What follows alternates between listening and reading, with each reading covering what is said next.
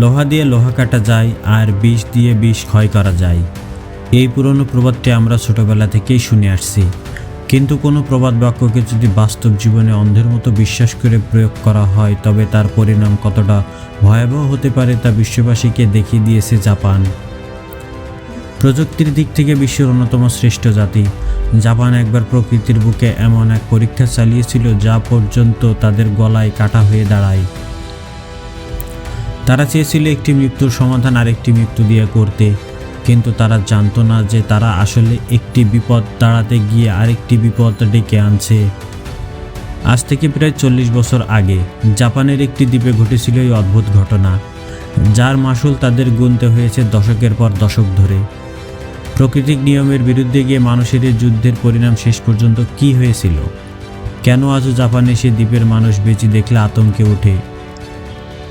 চলুন ইতিহাসের সেই ধূলিমাখা পাতা থেকে আমরা বের করে আনি পুরাতন সেই অবিশ্বাস্য গল্প। গল্পটির পটভূমি জাপানের মূল ভূখণ্ড থেকে কিছুটা দূরে অবস্থিত আমায়োশিমা নামে একটি দ্বীপ। প্রশান্ত মহাসাগরের বুকে অবস্থিত এই দ্বীপটি এর উপর থেকে দেখলে মনে হয় যেন এক টুকরো স্বর্গ।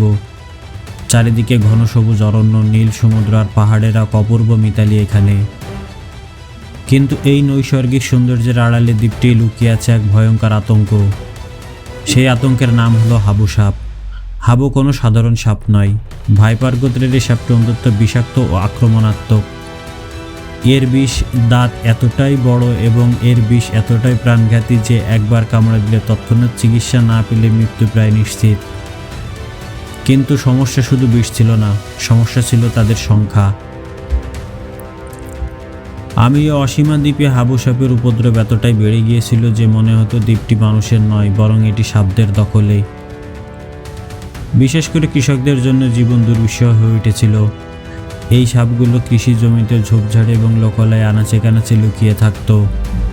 দিনের আলো নিভে যাওয়ার পর যখন অন্ধকার নামতো তখন শুরু হতো এদের রাজত্ব।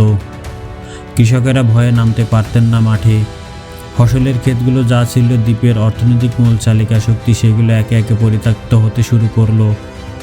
পরিসংখ্যান বলছে সেই সময় প্রতি বছর হাজার হাজার মানুষের সাপের কামড়ে শিকার হতেন। জাপানের মতো উন্নত দেশ যখন এই সাপের বিষের কার্যকারী ও অ্যান্টিভেনাম বা প্রতিষেধক সহজলভ্য ছিল না, ভয় এবং আতঙ্কে দ্বীপের বাসিন্দারা গ্রাম ছেড়ে শহরের দিকে পালাতে শুরু করে।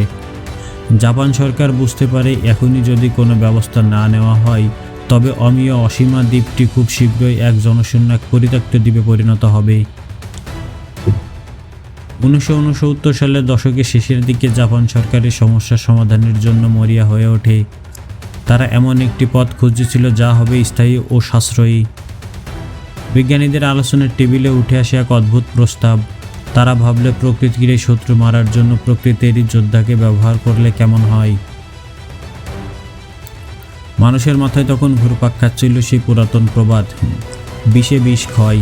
তাদের নজরে আসে আমাদের এই এশিয়া মহাদেশের একটি পরিচিত প্রাণী হলো বেজি। ভারত, বাংলাদেশ এবং চীনের মতো দেশগুলো সাপ আর বেজির লড়াই এক কিংবদন্তি। আমরা জানি বেজি হলো সাপের চিরশত্রু। বেজির কৌশলে আক্রমণ ও সাপের বিষ প্রতিরোধ ক্ষমতায় তাকে সাপের যমদূত হিসেবে পরিচিতি দিয়েছে। জাপান সরকার ভাবল যদি এই বেজিগুলোকে দ্বীপে ছেড়ে দেওয়া যায় তবে তারা হাবু সাপগুলোকে খুঁজে খুঁজে মেরে ফেলবে এবং দ্বীপটি সাপমুক্ত হবে।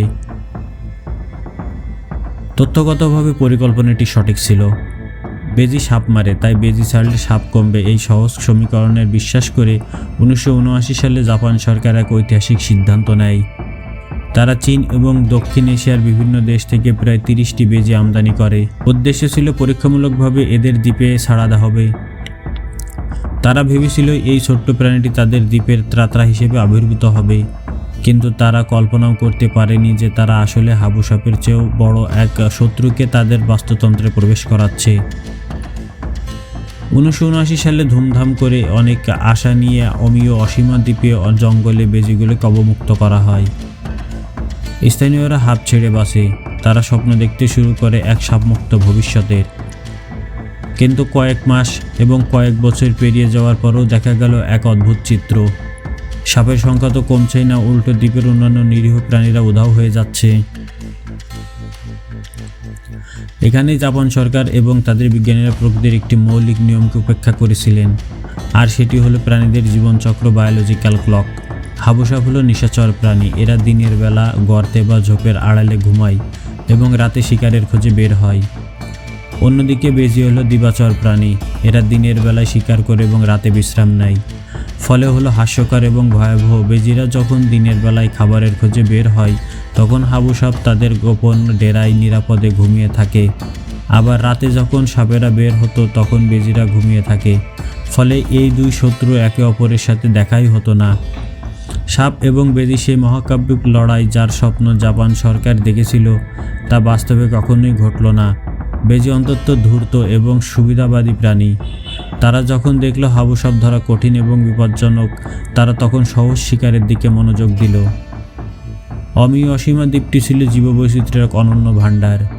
এই দ্বীপে এমন কিছু প্রাণী ছিল যা পৃথিবীর আর কোথাও পাওয়া যায় না। এর মধ্যে সবচেয়ে উল্লেখযোগ্য হলো অমিয় খরগোশ। কালো রঙের ছোট কানওয়ালা এই খরগোশগুলোকে বলা হয় জীবন্ত জীবাশ্ম। কারণ হাজার হাজার বছর ধরে এই দ্বীপটি টিকে ছিল। বেজি দখলের বিষাক্ত সাপের পিছনে দৌড়ানোর চেয়ে এই ধীরগতি খরগোশ শিকার করা ছিল সহজ। শুধু খরগোশ নয়, দ্বীপের মাটিতে বাসা বাঁধে বিরল প্রজাতির পাখি, তাদের ডিম এবং কীটপতঙ্গ সবই বেজির খাদ্য তালিকায় চলে এলো। বেজিরা গাছে চড়তে পারে, গর্ত খুঁড়তে পারে এবং দ্রুত দৌড়াতে পারে। ফলে দ্বীপের নিরীহ প্রাণীদের কাছে পালানোর কোনো পথ ছিল না। যেখানে বেজি আনা হয়েছিল সাপ মারার জন্য, সেখানে তারা উল্টো দ্বীপের বাস্তুতন্ত্র ধ্বংস করতে শুরু করলো। যেই অমিয় খরগোশকে জাপান তাদের জাতীয় সম্পদ মনে করত, সেই খরগোশ বিলুপ্তির পথে চলে গেল। স্থানীয় কৃষকরা দেখলে বেজি তাদের ফসলের ক্ষতি করছে, ফলে বাগান তছনছ করছে এবং গৃহস্থালী মুরগি চুরি করে খাচ্ছে। হাবুসাপের ভয় তো ছিলই, তার সাথে যুক্ত হলো বেজির উৎপাত। দ্বীপের মানুষের কাছে মনে হলো তারা আগুন হাতে থেকে বাঁচতে গিয়ে জ্বলন্ত উনুনে পড়েছে। এবার সরকার কোটি কোটি ডলার খরচ করতে থাকে শুধুমাত্র এই একটি ভুলের মাসুল দিতে।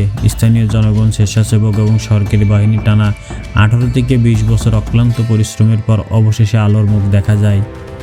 2018 সালে দীর্ঘ 4 দশকের পর জাপান সরকার আনুষ্ঠানিকভাবে ঘোষণা করে যে অমিয় অসীমা দ্বীপ এখন বেজি মুক্ত। প্রায় সব বেজির ধারে নির্মূল করা হয়েছে। দ্বীপের সেই বিরল কালো খরগোশগুলো আবার ধীরে ধীরে সংখ্যায় বাড়তে শুরু করছে। পাখির কলকাকুলি আবারও ফিরে এসেছে। কিন্তু এই গল্পের সবচেয়ে বড় নির্মম পরিহাস কি জানেন? হাবুসাপ কিন্তু এখনই সেই দ্বীপেই আছে। জাপান সরকার শেষ পর্যন্ত সাপ মারতে পারেনি, উল্টো বেজি মারতে গিয়ে তাদের জীবনের অর্ধেক সময় পার করে দিয়েছে। বর্তমানে সময়ে হাবুসাপের জন্য উন্নত চিকিৎসা এবং সচেতনতা তৈরি হয়েছে, তাই সাপের কামড়ে মৃত্যুর হার এখন শূন্যের কোঠায়। অমিয় অসীমা সেই শান্ত অরণ্য আজ সেই ভুলের সাক্ষী হয়ে দাঁড়িয়ে আছে, আর সেই বিশ্ববাসীকে মনে করিয়ে দিচ্ছে প্রাকৃতিক ভারসাম্য রক্ষা করা আমাদের দায়িত্ব, তাকে পরিবর্তন করা নয়। ইতিহাসের এই অদ্ভুত ভুলটি সম্পর্কে আপনার মতামত কি? আপনি কি মনে করেন মানুষের প্রকৃতির কাছে হস্তক্ষেপ করা উচিত? কমেন্ট করে অবশ্যই জানাবেন। দেখা হবে খুব শীঘ্রই নতুন কোনো রহস্যময় ইতিহাসের সাথে। ততক্ষণ পর্যন্ত ভালো থাকুন। আল্লাহ হাফেজ।